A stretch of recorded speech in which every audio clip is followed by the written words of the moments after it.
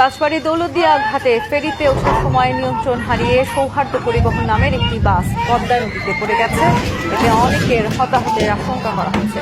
বিকেল 5টার দিকে 3 নম্বর পল্টনে এই ঘটনা ঘটে। বাসটিতে 50 জন যাত্রী ছিলেন, যাদের বেশিরভাগই ঈদের ছুটি শেষে কর্মস্থলে ফিরছিলেন। নদীতে পড়ে যাওয়ার পর অন্তত 10 জন পাড়ে উঠতে সক্ষম হন।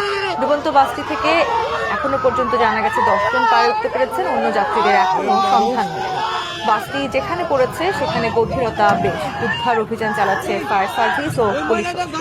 যোগ দিয়েছে উদ্ধারকারী জাহাজ হামজা। এছাড়া ঢাকা থেকে ফায়ার সার্ভিসের বিশেষ ডুবুরি দল উদ্ধার অভিযান চালাচ্ছে।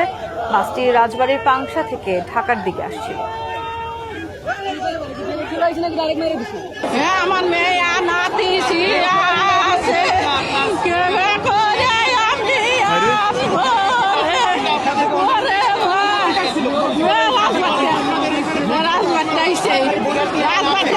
এখানে পড়াশোনায় গাফিলতি আছে কিছু। এখানে হামজা থেকে 2 নম্বর ফেরিঘাটে, ঠিক আছে?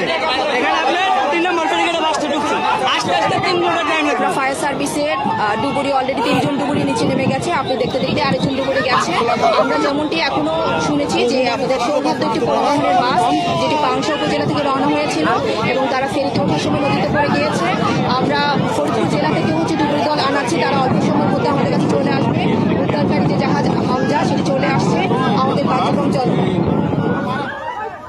রাজবাড়ী দৌলতদিয়া ঘাটে ফেরিতে ওঠার সময় নিয়ন্ত্রণ হারিয়ে সৌহার্দ্য পরিবহন নামের একটি বাস পদ্মা নদীতে পড়ে গেছে। এতে অনেক হতাহতের আশঙ্কা করা হচ্ছে। এই মুহূর্তে ঘটনাস্থলে আছেন সহকর্মী দেবাশিস বিশ্বাস। আমরা আবারও যুক্ত হচ্ছি তার সাথে।